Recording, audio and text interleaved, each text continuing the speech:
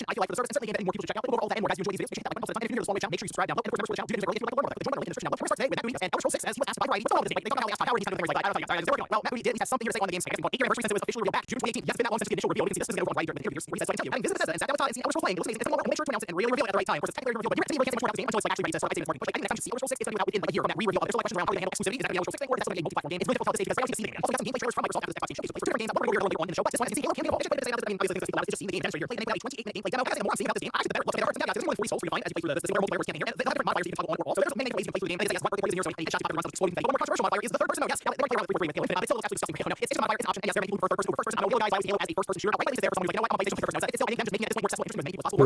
Right now, so it's more weird and zany way to play like first person. Beyond real, of course, for Microsoft showcase. And something interesting happening with the trailer. So over on YouTube right now, it has more than 12 million views. It's actually earlier than they expected. Earlier than views. So it's piling up viewership, but the likes and this, like, the ratio doesn't make sense. It doesn't seem like they're pushing it through like nostalgia. Spyro is back here with 12 million views.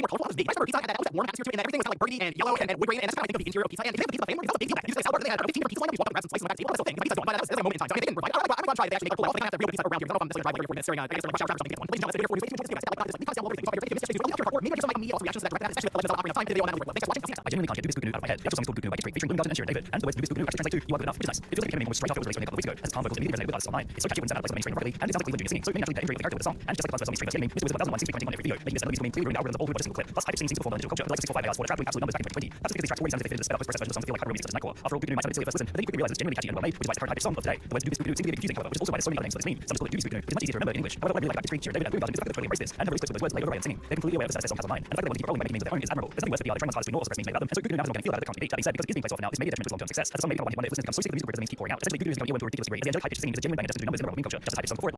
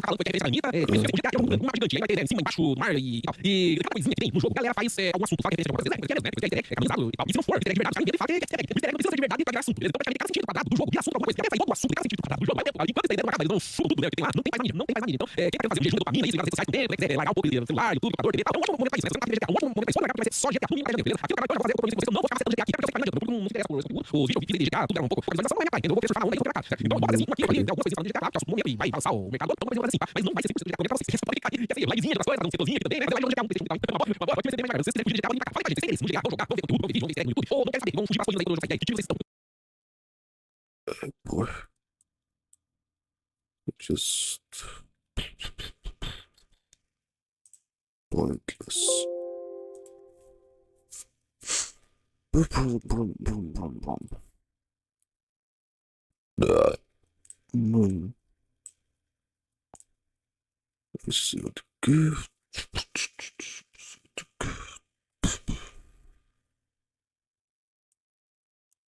Yeah. I should. We're live. Welcome back, guys. As you guys know, Nice Miley's trial was today, at least in South Korea time. Or technically, it's today in US time, it's 2 in the morning here in Eastern time, but it was today in South Korea and South Korean. We're live. Welcome back, guys. As you guys know, Nice Miley's trial was today, at least in South Korea time. Or technically, it's today in US time, it's 2 in the morning here in Eastern time, but it was today in South Korea and South Korean future. So things happened. And if you don't know, obviously, Nice Miley, he's a guy who first went to Japan, got in trouble, fled Japan, went to Thailand, continued making trouble there, and then decided to go back to Japan. That was a bad mistake. And of course, we also got arrested and so on. He spent 3 months in jail in Japan. Promised the judge he was never going to act like this. He was going to go back to university and focus on being a good student. But no, that didn't last too long because he then started the whole South Korea arc. And as you guys know, we've been covering this South Korea arc of his quite extensively on this channel, and that has led us to where we are today. More than what he started South Korea in 2024, I think. Yes, 2024 is when this whole South Korea arc started. And now we're at 2026, and he just had his first official trial. So today we're joined by Gabe once again, aka Culture Rat, and he was actually here. He was at the trial, and he's going to let us know exactly what happened at the trial. So good. Thank you so much for taking your time once again on the channel. How was the trial today? What was different from normal stuff? It was very quick, very rapid pace. Excellent for her. She also spoke very fast, and one of those pauses, there's quite low, so it was super quick, 7 minutes total. Very compact, both sides presented their arguments, signed for the and the prosecution for and the arguments is another fine thing, and the judge announced the verdict, so this went way faster than expected. They went faster, and the trial went faster, and the verdict expected to go past 6 months. Yeah, that's pretty crazy. That's all over in what, 2 weeks. What do you think that means for? Do you think getting a very fast trial means that it's going to lean anyway for sentencing? Will it be harsher or lighter sentencing due to how short trial is? What are your thoughts there? Regarding sentencing, I'm thinking anything, but what it does mean is that judges, first of all, have looked at the case as being very simple, very clear-cut. The answer is not in serious. Even though you have 2 sides, right, that are claiming different things, and the most obvious disagreement is the prosecution claims that he benefited financially from his crimes, whereas he claims that he didn't, right? So you have to dispute, but what this means is that the judges, first of all, look at the case and say this is not industry for us. So that means they already have it, and what that means is that there's evidence one way or the other. Interesting. So is there a different judge now when you speak? Yes, of course, since a panel of 3 judges, and you never have the same judge at appeal before they overturn it. Right, that makes sense. So we have Is it the same type of courtroom or is it a larger courtroom? It's the exact same courtroom. Really? Okay, so you just have 3 judges on the panel instead. Exactly. So there's only one judge, there's 3 judges. Interesting. And so the design judges, John Wu, when they go away, they will be isolated, they will be isolated. So he's the guy, and there are 2 younger judges on the 2 left, right, women and male judges. Interesting. And the prosecutor here, they just like said one sentence, essentially the defendant committed crime multiple counts of financial profit, which the victims were not compensated for. Therefore, this appeal was filed on the grounds of unfair and prosecution requests that the court dismiss the appeal by the defendant and impose the same sentence as requested in the first trial by the prosecution, which is 3 years. So essentially, the prosecutor side is here. That's word for word what the prosecutor said. Obviously, there's a lot more. There's a lot you can say. You talk about the Taliban argument is not a big factor, but I think it's actually they're saying they're not individual crimes. They're not. They might be not so serious on their own, but as a whole, it's a habitual crime, which is much more. So this part is and more aggravating than that. So those are 2. I think the first 2. And the third one is has no victim recovery, no victim restitution. So male is not using it to make any sort of Restitution or something. Yeah. Interesting. So that's a 3-point argument. You got more, but I think that the prosecutor nailed it. Interesting. See, I was expecting there to be a new witness brought up and then such a whole new trial being ran in front of 3 judges. So I guess it's for that. I expect that too because I've seen cases with similar complaints, and they can last over a year. Lasted over a year with similar complaints, and so that's why I expect this. But I'll tell you what, the case I'm talking about lasted a very long time. This is the defendant one. Really? So what happened is that they were taking seriously the defendant's side. They wanted to see all together. So this means that the judge is already leaning one way or the other. It means that's sufficient that they don't need to see more. I remember when the judges kept saying we need different witnesses, and doing no shows, but she really wanted different witnesses. These judges don't feel they need to see more. And neither side protested. I protested, and the prosecution did not protest. They didn't say no use of witnesses. So this means the prosecution is satisfied with the same things that they submitted. They want to hold Right, that's interesting. And also, but yeah, that's also an interesting take. But this time, is Johnny being represented by the same attorney that we've seen him the whole time, or who's being represented by the defender? And how do you show up for it? So they went into the side where the defendant was using conflict in their he came wearing a suit with a shirt, no tie, and they made an indication right here. It was yellow, which is also racist because the colors of the tax means like blue is drug crimes, on is drug crimes, severe sex crimes, is color. White is the standard, but yellow basically means look out for this guy because he's my customer. Interesting. So he's a troublemaker in the detention center, and he's currently living in the detention center right now. And how do you think that is for him right now? I mean, I can imagine maybe like being right. It's humane situation. You don't have to totally right. Nobody schedule anything like that. The same 6 people in the same room all day, every day, and that's all real fast. And sometimes great. There's no conversations, but only so much to talk about. That's why I'm asking people for books, and you want people similar to how research and doing. He wants here's a great similar, which is a very idea. So he's on 90s, 5 social media. I think that might be the worst part. Yeah, he has his laptop. Yeah, I think we're gonna talk about it. Again, 6 p.m. Every day, we have the exact same song. The exact same same music every day. Is it true that sleep toilet or is that That's true. More so at full containers, but that's why he's in there for a while. He's not maybe not doing anything. But he still doing it. I think that's next yeah, don't go to Saturday Crimes. Don't pick crimes in general. It's like a big takeaway from all this, especially not social media. It's really not worth it. Here's a whole page of what happens post-sentencing. So I can't put it on stream right now. We can read everything here. So you have victim Lee requests for copy of ruling. Who's that? Why would he want a copy of ruling? I think he's still interested in the case. And his lawyers. He's probably bars, right? So he actually has access. Interesting. Okay. And then convict side lawyer requests a copy of the ruling. So that would be his lawyer. okay. And then you have Johnny creating 3 drawings while the retained. Yeah, so he drew 3 pictures. One of them is sort of glorifying free. Other one is glorifying free. Another one is glorifying himself, showing him with a showing a figure holding a bag of fish and a bottle of beer. So why was he drawing this in jail? He's already in the detention center waiting for retrial. He's doing this still. Yeah, so same thing in court, and he's drawing other things. Oh my gosh. And the judge has access to it. I can see this, right? Somebody to submit for that. Really? Okay. Wait, why would they? It's interesting. They have on the 20th April, they can submit request for punishment. That would be okay, so Bowman actually submitted a request for punishment on this trial. And then on the 20th April, same day, Johnny submits a notice for appeal, and the prosecutor also appeals the next day. Interesting. And then now we're in May, and he lists the 3 drawings for sale for what's the each. So it's like John. It's not somebody eBay, but you put items auction sale, and if you got something there, and then 2 days later they were removed by the website, and I have some information that was forwarding for which is by the national security. Again, why would you argue this when you're already in detention during a retrial? Yeah, you're saying one thing in court, you're clearly doing everything different directions, but okay, interesting. Then he has a 1-page letter leak, which is that what he's asking for books on? Yes, so he's asking for books on the stock market. Yeah, he wants to learn to trade stocks. Okay, interesting. Then you have Bowman remove sales of 3 drawings. Actually, they didn't use the report violation of the Act. Like this is the same thing. Interesting. And then he writes 5-page letter. That's 5 page letter, which is all over the place. And this one's being for screenshots of social media. What you're saying, what you're saying, and he's being for screenshots. So that's how internet idea. Interesting. They can show submission request for punishment. Show. We don't know. This is unknown because somebody who's tested with the sentencing and wants to be action. So this could be just little crimes to be maybe 11 could be the world. Yeah, interesting. He's on the bus from the efficient. Yes, there's a whole other stuff. You have then sign up defender, so you see the defenders. I guess his original attorney requested documents, so then group is getting more likely. That's normal for lawyers to be curious about the sentencing. Since this is a new trial, you don't need to register for it. So if he's continuing to register it, obviously not because it's technically the sign date. Interesting. And then the first hearing set for June 11th, which was today. Down the 18th, 5-page letter leaks. Okay. Oh, okay. So that's the letter leaks. Okay. Yes, so these letters are obviously meant to be. From the phone. He does, express something more obviously very sincere. He doesn't make it sound like For those specific videos. it's like staying in a hotel except without a laptop. Right. Yeah, but it's just like he's like stuck between 4 concrete walls, and he probably has like little is it on that whatever called? Yeah, so if they got it all. Right.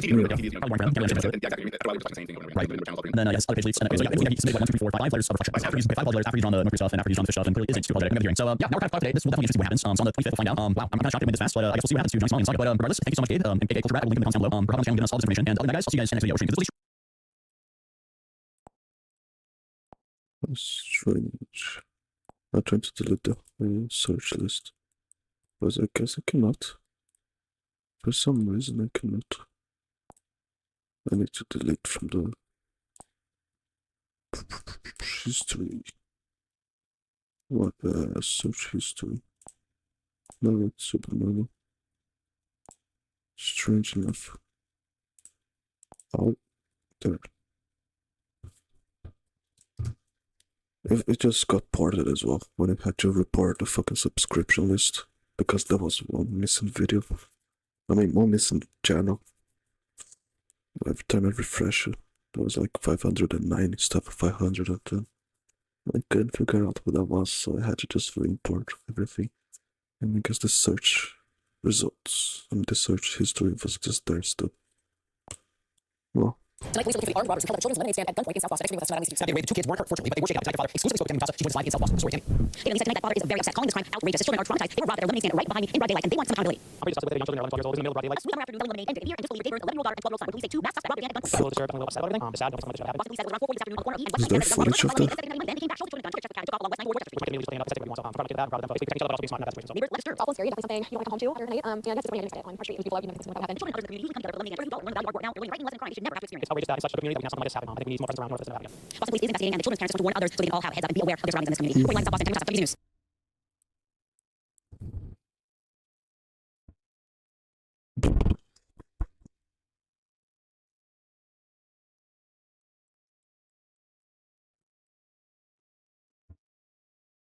Oh, well.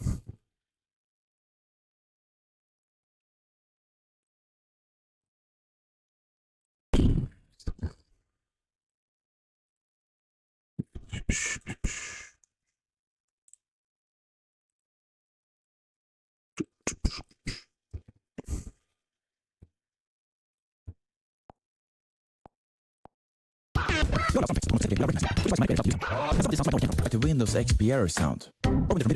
Nope. Or the mob sounds, SpongeBob. Or someone more mysterious.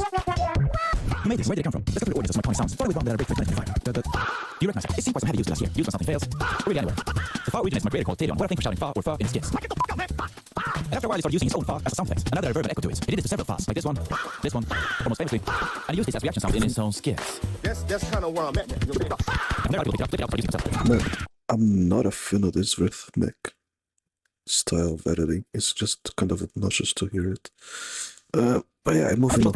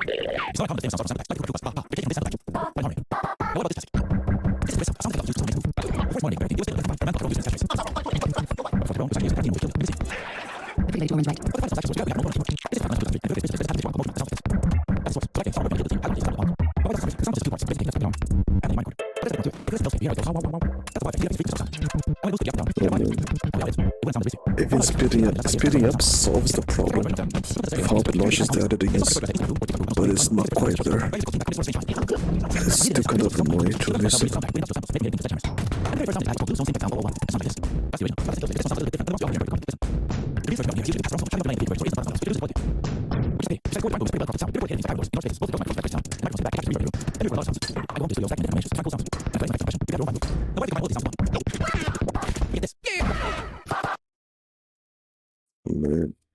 gotta recommend it in here, video from this channel.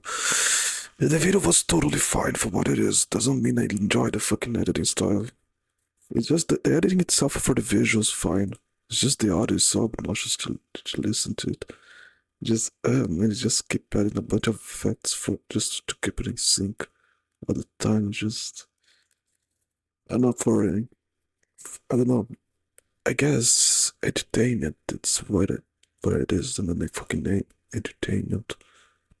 The problem when it starts to be too entertaining, a little too much, and to the point of becoming obnoxious. I don't know. It's like looking at. I don't know. It's like one of. It's not like motion sickness when you play a video game, you get motion sick. But it's somewhere in the middle. It's just, I don't wanna consume this anymore. It's somewhere in the middle of being normal and motion sick. It is more on a psychological level, of course, nothing too physical, but still. It's a little obnoxious and psychologically nauseating to just listen to it. Well, I can't. I mean, I cannot. Normally, the audio is more important than the fucking video itself. Normally, I just watch the video and keep it playing in the background, just barely seeing what's going on here. It's just speaking. But yeah, normally the audio is the most important part of the video. The video itself can look like dog water, as long as the audio can just sound okayish. But when the audio itself sounds obnoxious as well, it's just god damn it. Oh. Okay, let's speeding shit up. Kinda dilute, like water down the fucking problem. Just a watered down version of the creative work that is. No, it's creative, yes. It's very good, well made, but doesn't mean it's very easy to consume either. It's like you can make like the best dish ever. The best, yep. But it's spicy as fuck. You just don't, you cannot even, man, even if you can read the fucking thing and not there, doesn't mean you may be able to digest it properly. But well, anyway, all that said, it's just the video is a mixed bag. What is everybody's out to my YouTube? So I'm talking about Euphoria Season 3, which I ended, and no one seems to talk about it, even though a lot of people watch it. Honestly, this is one of the strangest seasons of television I've ever seen. It's so bizarre that it almost feels like a different show entirely. Outside a couple characters, most people feel like completely different. The first one being that, of course, there's a huge time jump, which the first couple seasons didn't have, like a nice little setting, and now shifted into being a crime western, if anything. They skipped over the college, or I guess there's just a time jump between the season 2 ended in early 2022 and started in early 2026. So probably the second season, there's one standout episode that I remember being really great, so like an action chase episode. I kind of will like this would have been better as one and done, just have a first season. And yeah, that we're going to do it this way. The amount of kind of fluff and filler and lack of focus of the season, I feel like honestly getting condensed into a 2-hour movie, kind of like, you know, Breaking Bad, just around every single character that being real, I think is the part of the show, the best aspect of the show to me is her show. I would never, it's not a net loss to, so yeah, if it was released in a vacuum, there would be some stuff that like others, like first and foremost, it is gorgeous. It's shot on film, there's a bunch of locations photography, and it looks incredible. It's just a shame what it's in service of is that fucking silence and scatterbrain, edgy sake, sensationalist, right to deadly size fetish style of writing. So what really was my favorite part of it, it quickly gets confused when she gets involved in this crime gang. I kind of like Breaking Bad becomes about like a neo-Nazi war with this drug dealer. It's insane. But we talking spoilers for anything. I remember season 1, season 3, season 1. There's a moment in that last episode where it turns into a shootout with two of the oldest characters in the show. Who have very little to do with the original setting, and it just feels like, what is this? Parts of it are entertaining, if I'm being honest, but I particularly thought was probably the best episode. So I think the best character, I think the actual best performance was Sydney Sweeney. She really gives it her all. Just a shame the character is fairly two-dimensional. And I think I love Jacob Elordi, who I don't know if he's incredible or anything in the first or second season, but he's noticeably bad here. He's doing it like he doesn't want to be there, and he's too being famous for something like this at this point. Sydney Sweeney gets the same, she's still committing to giving it her all. That character actually has to portray a lot of range. She's related, she's scared, upset. Even though storylines are being about crime, with Jacob Elordi's character, where it's like a property developer in California, it's of course difficult. His development held back by some rare flower being on this patch of land. So people who lent money to him want money back, and he kind of just feels siloed off for most of the season. He barely interacts with any of the major cast. It's kind of put through the ringer in a way that isn't particularly satisfying or clever. It feels like it's presenting itself as if it is clever. With all this obnoxious ominous symbolism, Christian symbolism. Just on paper, I think the idea of Rue, who's relying as an addict and trying to do something about that, will such a struggle with her life, but turning to religion in some way, as well as I do. Makes sense to me. Just a shame in this cartoonish framing, crime gang stuff. So there's enough to do enough to explore there, without getting so sensationalized and undercut the dramatic weight of the character. That's really what I love her and love about protagonist Slane's rebel, where there's a struggling addict trying to find their way through that and navigate that. And around spoilers, she does wind up dying to a fentanyl overdose. And a scene I thought was a really good again, on paper, like just kind of being placed in a really off-kilter, purposefully point in episode, kind of underline the way there's no fentanyl and just cast on guard and we're not expecting anyway. And it's a incredibly tragic and point that makes sense. Like it's a huge problem that makes sense with that show, but just makes sense able to weave that into a narrative this long. I feel like it kind of helps to go the way to phrase something like that. But, you know, I mean, crescendo character, any character. This shit long too. It's a really long, last 19 minutes or something. Yeah, might as well be a movie. But the ending of it is very memorable. We're just like feeling like, okay, so what's like your point of this? Kind of great point about America. You can see with this. It's kind of early on, Rue goes to this kind of trad Christian family in the middle of nowhere. And it's kind of romanticized dream that she's kind of chasing ahead. The final shot of the American flag in the narration. So like you include this like a this is all America's at this point, it's crime and debauchery and OnlyFans and overdosing and cynical entertainment industry. Oh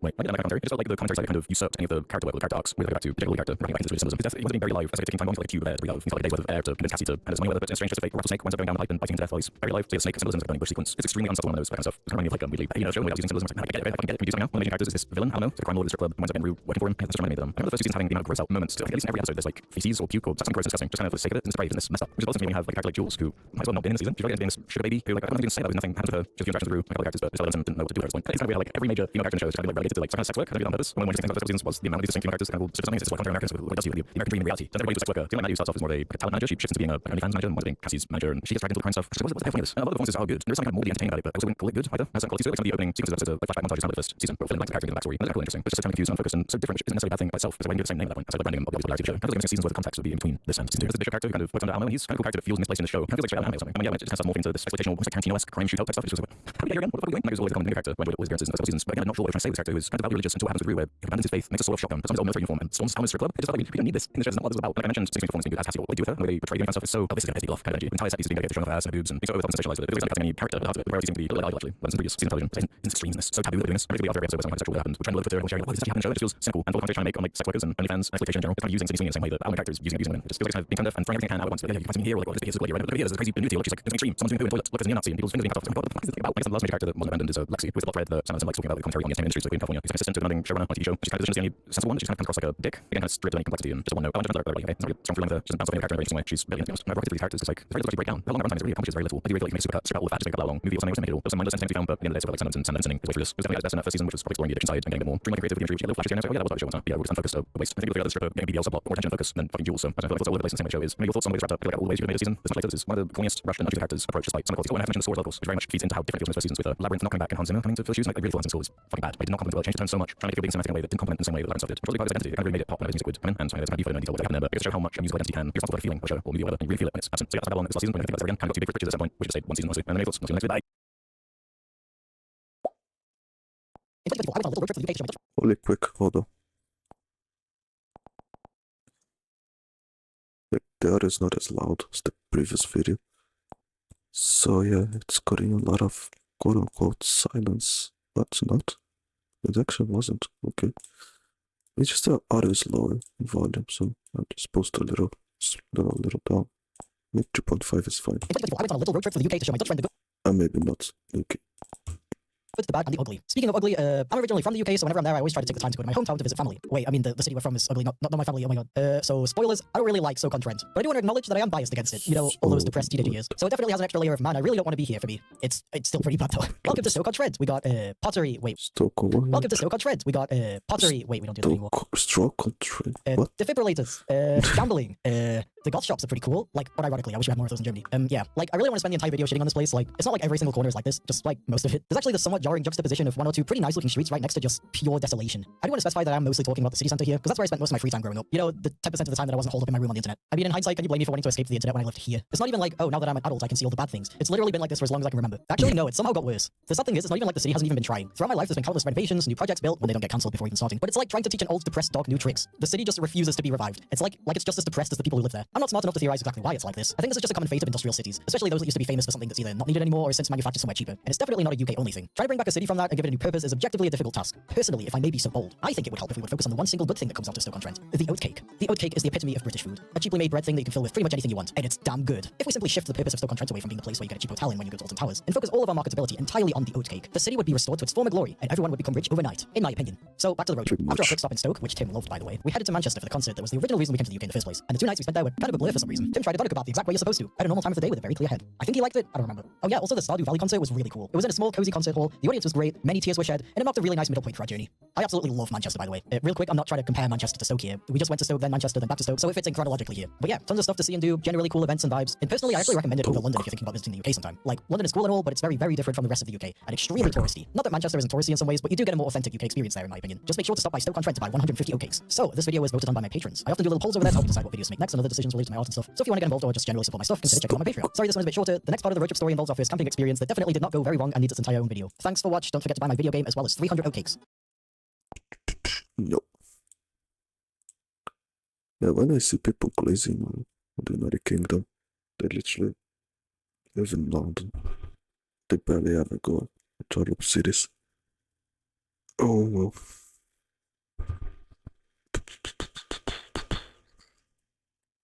Just from a Londonian perspective.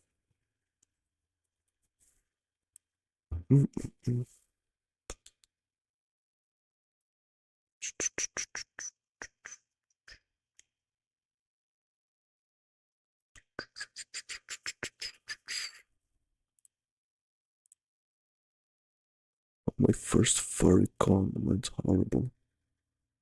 It's a literal furry con. Going to be 100% okay. It's just I'm just kidding. Whoa.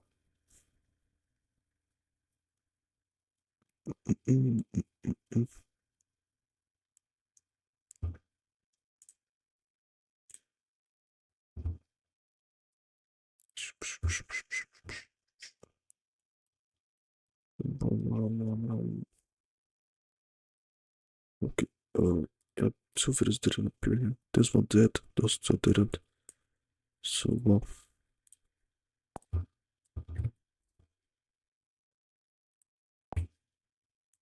So we've made 3 videos about different viral kids' toys within the last year, which is 3 more than I think I ever thought I would make in my life, honestly. But all these stories seem really similar in a few ways. But there's one part of this that I really want to understand a bit better. Why are adults buying children's toys? Because it's not just like a little bit, it's happening a lot. We saw this with Lulu's, we saw it with Neatos and mystery dumplings, and it's happening with jelly cats, and it's also happening with these weird squishy-looking baby things. People like outside stores are adults. People think about these things are adults. If you look through the subreddits for almost any viral toy trend in the past couple years, you'll see a community of mostly adults discussing the delivery schedules and latest releases like it's the final week of the NFL draft. And in some cases, of course, some parents were buying toys for kids. It's definitely part of the story, but it's not part of the one talk about today. Never before have we seen so many adult influencers promoting and collecting children's toys. Adult people buying out Pokemon cards to resell online. And of course, people buying these toys to heal their inner child. We've covered more than a few of these toy trends at this point. I think when you start seeing a pattern for something like this, it's important to take a step back and take a look at the broader context to understand why things are going the way that they are. Five below, they're making like squishy toy babies, but they look like fetuses, like they're the size of a fetus.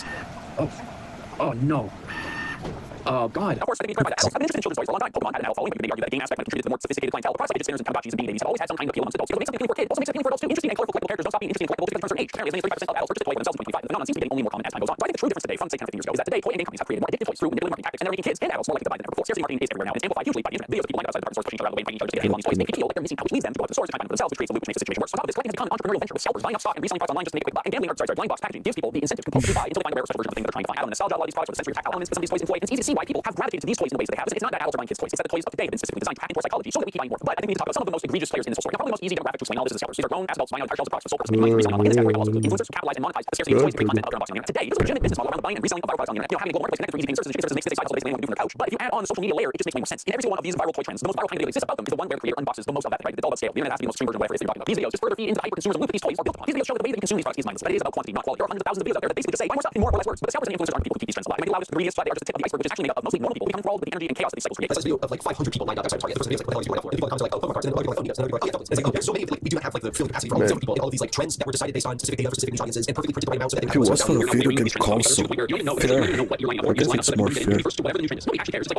Especially. And the person buying the thing that comes in the box is like the person buying the baby thing that doesn't have any real value. Like, buying Pokemon cards is like, buying Pokemon cards is like these things too. This is what the internet and data harvesting has created. The fact that companies know all your scrolling behavior, all your buying behaviors, and they can funnel specific kinds of content to you based on your history. That's why these things are blowing up popularity, because they can find the kinds of people who do watch your entire episode or entire video of videos, whatever, and they can just hammer the living shit out of them with viral videos of Neatos getting scrambled for, to the point that they then decide that this is worthwhile for them to go join a number. You don't get that without the internet. It doesn't exist without the internet. Firstly, of course, there are the parents who are just being strung along trying to trend by their children. We're way more susceptible to this kind of thing. This is probably not the demographic person that falls into what we're talking about today, but it is a very real situation. You can find dozens of posts from various parents on all these subreddits asking people for help so that they can try and find one of these toys for their kids. But there are a lot of outside there buying stuff on their own accord, and it's so much worse. I think in many cases, and I'm speculating here a little bit, people who work chronically online who don't have the social circles or critical thinking skills to know otherwise genuinely think that the latest toy trend is something that they need. Like we know, for example, being online all the time will make you feel disconnected and lonely. Like, we actually learned about this specifically while being anxious generation for Discord book club. It has been a while since I have read a book with this much attention, and it has actually been a very rewarding process. The author Jonathan Haidt tells out in pretty stark detail how social media and smartphones have created a sort of social barrier between us and the real world. So in this graph, you can see daily time with friends by age group precipitously dropping over the years. That great band in the middle is like the advent of social media and smartphones. So between 2010 and 2015, basically we see social media and smartphones becoming ubiquitous across our culture, and that directly correlates to a massive decline in the amount of time people spend with their friends. And this has a whole bunch of knock-on effects that he talks about in depth in this book. If you've never been in a book club, it's kind of a fun thing. This is my first time being in a book club with anyone, and it's cool to read a book with the understanding that you are going to be discussing with other people. The internet has made it so easy to get access to information, but it has not made it particularly easy to discuss things with once, and that's what Discord is all about. One thing based online that more positive where people can communicate in a slightly more normally on the internet, to discuss things in more detail than online. If you want to join that group or just support the online, you can check out the Patreon page down below in the description. We also post exclusive content over there, early access to all our videos, and you can have real conversations with us about the nuance of our online world. Because the thing is, when you're online all the time and your life is stressful, overwhelming, these toys bring you a sort of fleeting, like exhilarating sense of relief. On top of that, you then earn a sort of symbolic connection to others who also own these fuzzy little things. This is the full loop of consumerism that I don't think a lot of people truly see. So much of mindless consumption of viral trends and products that we see nowadays is just an attempt to find community or that village connection we've lost over years. My job sucks.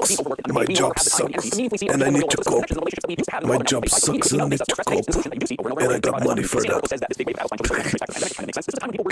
And chronically online in ways that we kind of hadn't been before, and this is just carried on in the years since. We're all looking to spend our time doing something that actually brought us joy and whimsy rather than devoting all of our time to the work, cycle that we're stuck in. And you have to understand that the American consumer mind has been trained for this their whole lives. This is an entire culture and worldview that has been built around the stuff that you own or do not own. Where self-worth is defined by your ability to consume what other people are consuming. You buy the latest toy trend that's gone viral because that's what is normal to do. This is why we also see people self-medicating consumers. We talked about healing your child trend that we've seen cropping up a lot of these toy trends, basically where people go into department stores to buy toys that they were not to have or afford, and they were very literally trying to buy the child that they never had. And that's exactly what these companies want you to do. Check out this quote from the UK Toys and Euro Toys Director. He says more toy manufacturers are starting to let the kid space as an opportunity. Disney invented the Disney adult, and so finally on the online, but the toy companies are getting on board with the same idea. Because the problem is, it requires real introspection and work to fix out some things that you already have as a kid might be soothing or validating for a second. That's not the problem. Hence the need to constantly go out and buy more. This is the AI. It's AI that's like LLMs and stuff like that. But the other AI is just interpreting raw data, viewership data, and purchasing data, and consumer data, and being able to pop out a product that's perfectly tailored to those expectations. And the CJ Hendry person, their like flagship Labubu toy, which is like this money-looking thing, was just AI generated because the artist put in a picture of Labubu and a picture of several other toys. So it's like mixing up the hang out with the drawing, and they produced it, and it became Labubu. And I think that's the value of the toy culture as well, is that it is so meaningless, it's like AI slop in the real world. Neatos and the company they're all just AI garbage in the real world. It's just something you see and go, well, what is that? And then move on. It's so void of any sort of real material features of the real world, and that's why they just keep producing that crazy because it's cheap and it has literally no conceptual reality that's tied to it. So you're just like, yeah, this blah, that blah. But I think the disconnection from the material world is kind of what most people don't really care about where it's from. Where it's going. 10 years ago, people were really concerned about what conditions were of the original genes and what happens to the genes after the life cycle, because people are so alienated from the production process of these things. Not a single person is talking about like what total child is producing all the factors somewhere. It's just pure consumption. It's pure consumption, and they kind of blame fraud right after before and after the consumption process. Of course, look, academic research does show in some cases that poison stress can help some individuals emotionally regulate themselves. Yes, this is true. Sensory poison projects are proven to people with some problems, but we have to be honest with ourselves when we're pursuing these things, because one squishmallow might help or he's overkill. You only need one of these things. Realistically, there's a final lyric to this. A lot of the children's toy phenomenon seems to be reaction to the stress of everyday life. Because I don't know if you know this, but we're living in unprecedented times. These toys are just a reaction to the stress of Donald Trump's war, or the latest money grab by the elites, or the fact that climate change is destroying the environment, or that every institution that we've built over the last 50 years seems to be crumbling. These toys remind us of the time in our lives where not only were these problems not our responsibility, we didn't even know they existed. So next time you're drawn to one of these toy trends, or you see people lining up for them, I hope you have a bit more nuanced understanding as to why. Please don't be hard on yourself or others who find themselves in these kinds of situations. If you like this kind of content, subscribe or support Patreon, and we'll be here every single week for another episode.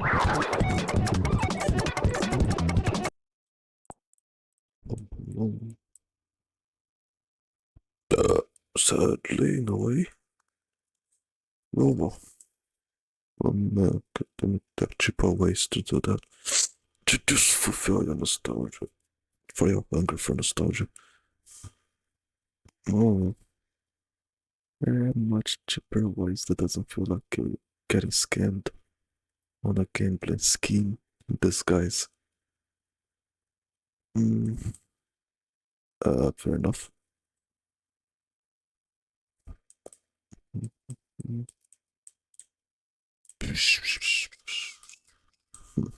It's weird. It's kind of broken here. It's kind of broken.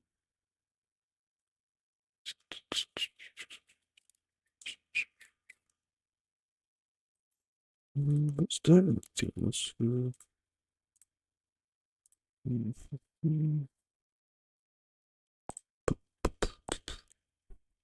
It's kind of annoying. I cannot see the real views on the video. It's just how many times I clicked on the video to watch it.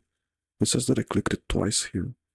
What actually happens is the playback, it returned to the beginning for some reason on its own, and then now it starts to views, even though I just watched it once. But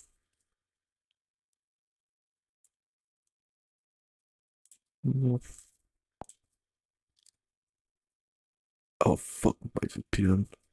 Fuck my chat VPN life. What the hell? Sometimes it bugs out. It just opens the window and closes immediately. It's fucking trash. Gotta restart the whole thing. There it is.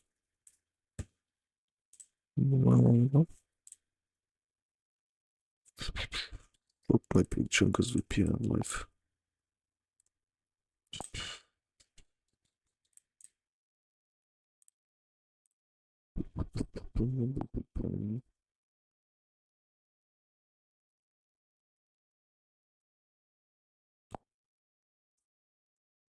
It's just bugging out though. Where is it?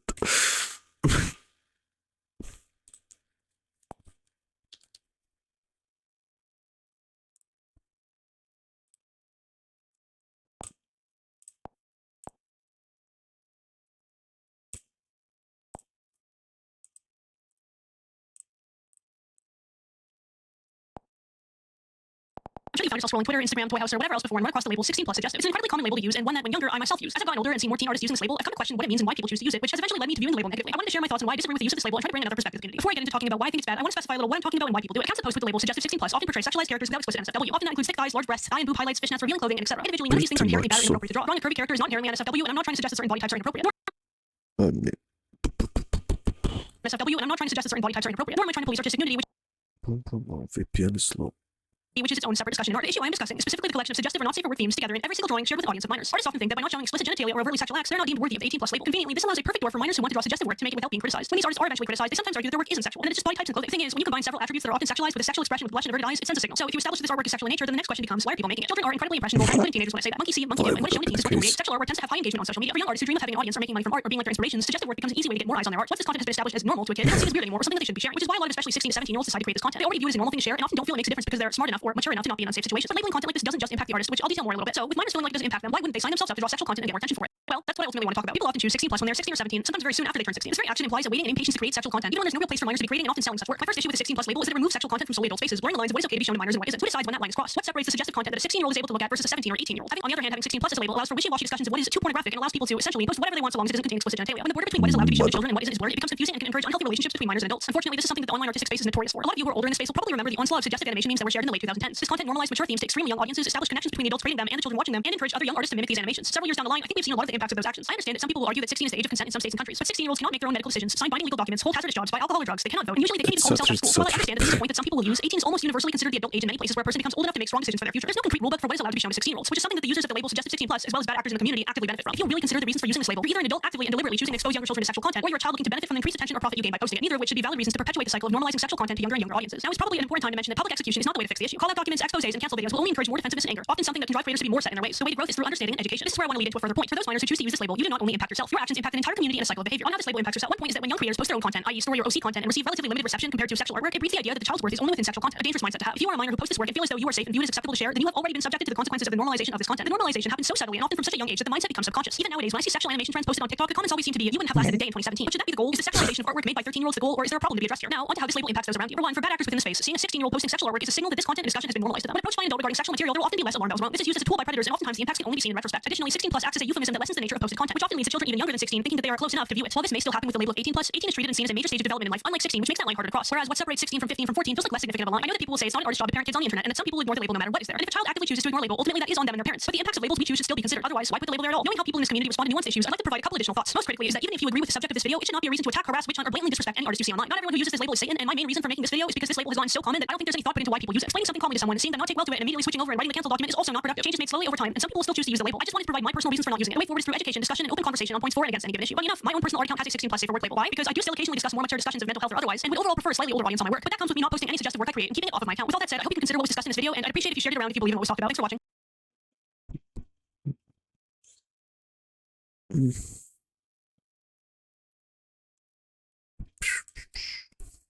30+, yeah, I've seen those. 13+ is just good. It's the difference between toggling the yes, this video was made for kids type of thing or not. You just put a fucking toggle there on a fucking video if you really want to. If you want anybody watching this video who's not a fucking teenager, I don't know.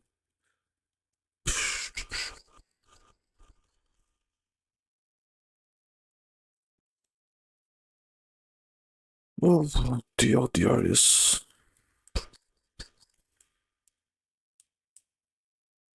boom, boom, boom, boom. Mm, mm, mm.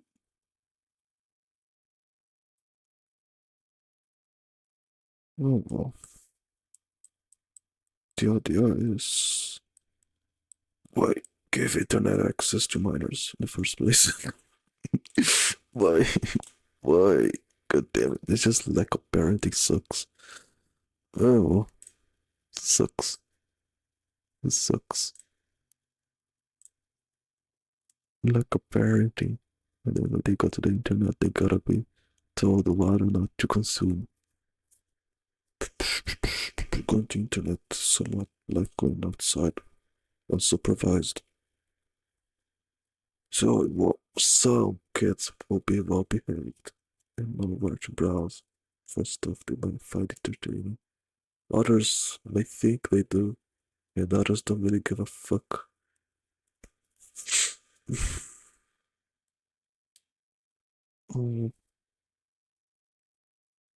I blame the children and their parents. We cannot blame the creator for baiting them. I don't know, it's like because of those people that are addicted to fucking gambling, and they're gonna shift the blame to like Valve, for example. But Valve should have done something about it. But what? Just what the fuck, bro? Where are your parents? If not your parents, if you're a fucking grown ass adult, why don't you cry to the government instead? God damn it. Or just better yet, sick a fucking psychologist, fucking psychotherapist, and deal with that shit yourself. God damn it.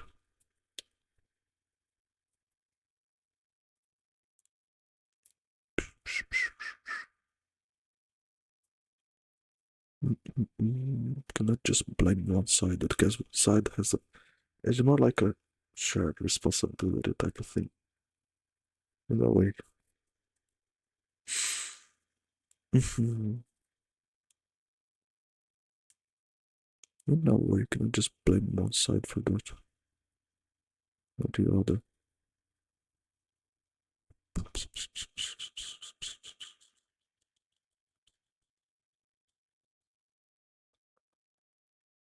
I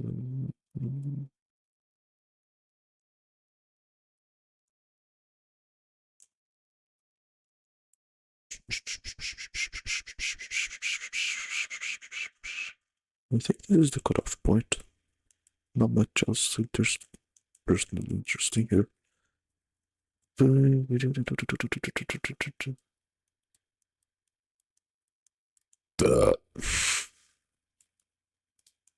Yeah, pretty much just. So let's refresh poll here. Let's here. And let's here. And that's it. 2 hours. Yeah, 2 hours. It's good enough. Nothing here. Absolutely nothing here either. Probably nothing there. Yep. Dangerous label. More like just suggestive. Dangerous man. I don't know. I'd say. I don't know. TLDR is its own head. It's the parents' fault. That's the TLDR. The creator may or may not feel responsible for that. There may or may not. It's just their personal choice, their personal moral choice to either or not put this fucking tag in there, even if it feels sometimes kind of ridiculous. It's whatever, it's their choice at the end of the day. And yeah, the police that to have the government and the parents to do that, especially the fucking government these days, with the stupid laws to verify everybody's age. Yeah, anyway.